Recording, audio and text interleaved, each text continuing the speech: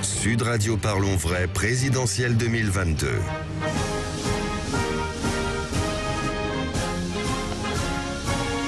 Et mon cher Philippe Rossi, Jean Castex entre en campagne. Et oui, le Premier ministre entre en campagne pour Emmanuel Macron. Objectif, faire réélire celui qui lui a fait confiance il y a 2 ans. Mais oui, parce que dans le camp Macron, il faut le dire, on y croit plus que jamais. D'ailleurs, on y croit tellement qu'LREM a déjà mis des bouteilles de champagne au frais. Attention, attention quand même, puisqu'en 2000, en finale de l'Euro de foot, rappelez-vous, l'Italie avait sorti quelques bouteilles de champ avant que les Bleus n'égalisent puis remportent la compétition. C'était en 2000. Voilà, on s'en souvient tous, donc attention.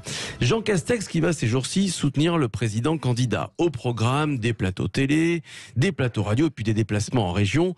Beaucoup chez La République En Marche comptent sur le Premier ministre, qui depuis 2 ans a gagné l'estime de beaucoup de cadres et militants de la majorité.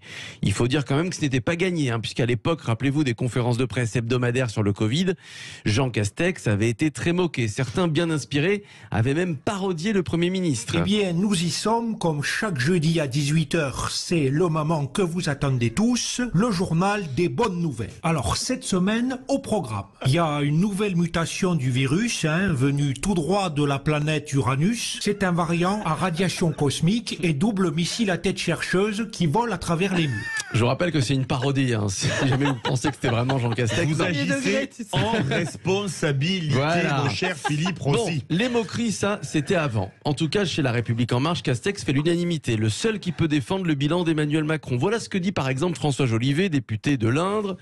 Il est très bon sur le terrain, à la fois solide et bon enfant.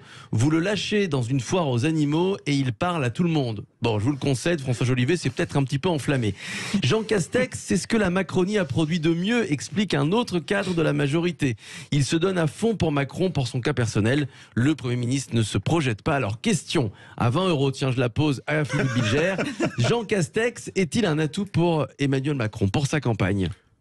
Sûrement, parce que Jean Castex n'a pas fait comme Édouard Philippe, il s'est immédiatement inscrit à La République En Marche. Il a été moqué au début par rapport à Édouard Philippe, mais en définitive, il a acquis l'estime des Français, même de ceux qui ne sont pas emballés par sa politique.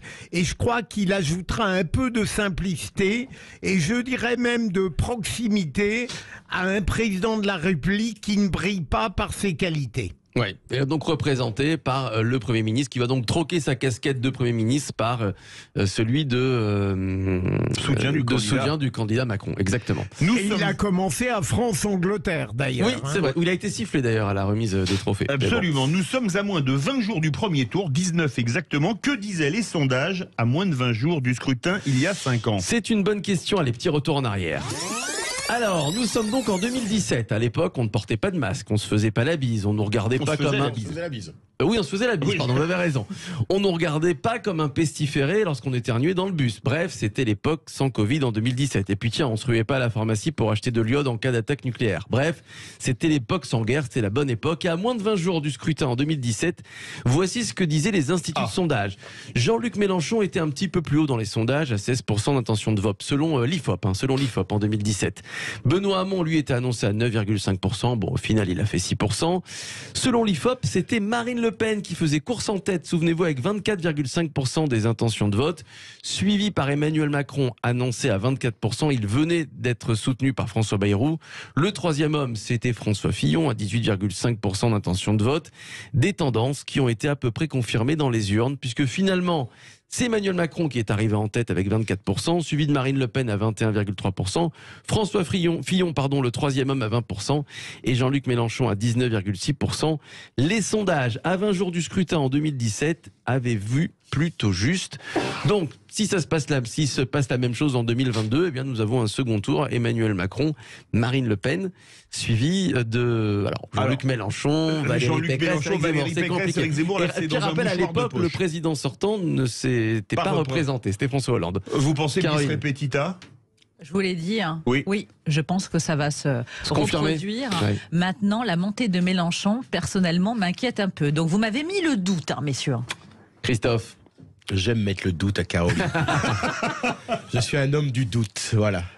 Alors que Philippe Bilger, lui, ce n'est pas un homme de doute, puisqu'il est la science infuse. Non, je pense que... Pardon, Philippe. À Non, vous, non, maître. allez-y, Christophe. Président. Allez-y. Non, je vous en prie, président. À 20 non, jours du non, scrutin, non. comme en 2017, tout ça va se confirmer, vous Ça pensez dépend ce qui peut se Moi, passer en j'ai fonction dit du que la chrono aussi, surprise, hein. j'ai dit que la surprise pouvait venir de Mélenchon. Ouais. On verra bien, mais je pense qu'effectivement, il y a. Et puis à l'abstention aussi. C'est l'abstention qui va jouer. Ouais. Ah oui, je l'ai dit tout à l'heure. Philippe, je disais qu'aujourd'hui, 30% d'abstentionnistes, et je le vois dans ma propre famille familiale, pas famille politique, beaucoup de gens qui sont de gauche vont pour la première fois voter Mélenchon pour battre Macron. Philippe Bilger, le mot de la fin?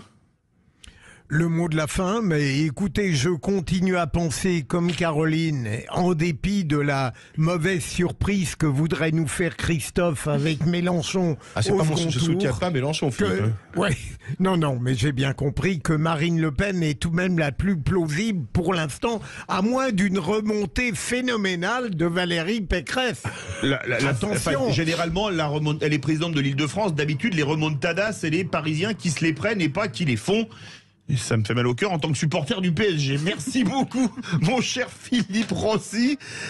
Dans quelques instants, à 18h30, notre grand débat. Mordivant Colonna, craignez-vous que la Corse bascule dans la violence? Vous êtes 72,6% à dire oui.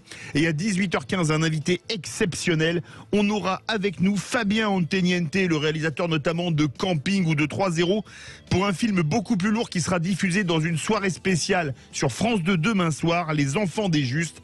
Restez bien avec nous et les vraies voix sur Sud Radio.